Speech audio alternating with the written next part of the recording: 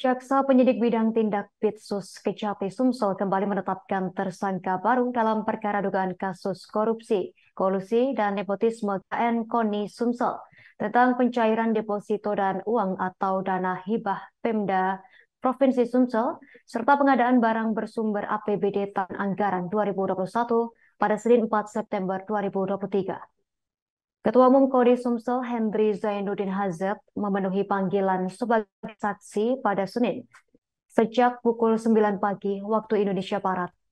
Setelah diperiksa selama hampir 12 jam, Hendri Zainuddin atau Hazet akhirnya keluar dari gedung Kejati Sumsel sekira pukul 10 lebih 30 menit dengan statusnya ditingkatkan sebagai tersangka.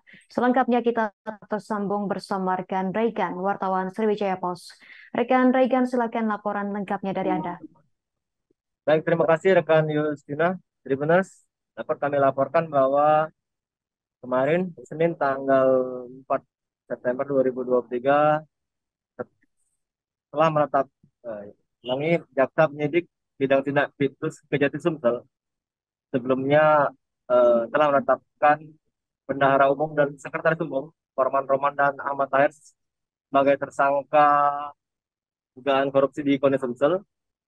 Nah, kemarin Ketua Umum KONI Sumsel Hendri Zainuddin juga ditetapkan sebagai tersangka. Namun demikian, untuk Ketua Umum KONI Sumsel sendiri belum dilakukan penahanan karena dinilai kooperatif selama pemeriksaan, selama panggilan sebanyak 4 kali sebagai saksi.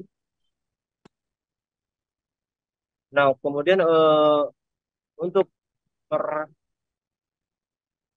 tersangka Hendri Zainuddin sendiri itu sementara ini pihak jaksa penyidik akan kembali mengagendakan pemanggilan sebagai tersangka, di mana yang bersangkutan dijerat eh, pasal 1 primer, pasal 2 ayat 1, jungto pasal 18 Undang-Undang Tipikor atau subsidiar pasal 3 jungto pasal 18, atau kedua pasal 9 jungto pasal 18 Undang-Undang Tindak Pidana Korupsi. Nah, untuk yang sebelumnya, kedua tersangka sudah dilakukan penahanan di Rutan Pakja Palembang. Sementara itu dari melalui kuasa hukum Hendri Zainuddin, IGD Pasek Wardana, bahwa ia merasa kliennya eh, sesuai dengan integritas itu tidak bersalah, namun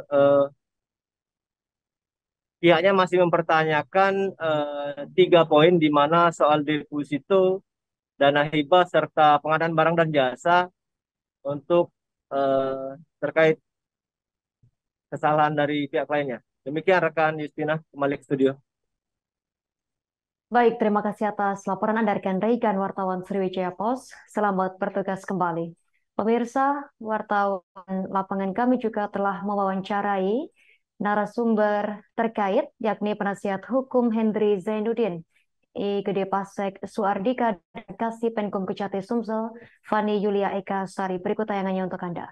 Hukumnya bilang kalau yang bersangkutan sudah ditetapkan tersangka oleh Kejati Sumsel, benar itu? Iya benar, untuk Hazat sudah ditetapkan sebagai tersangka ya. Terkait dilakukan penahanan apa pertimbangan itu?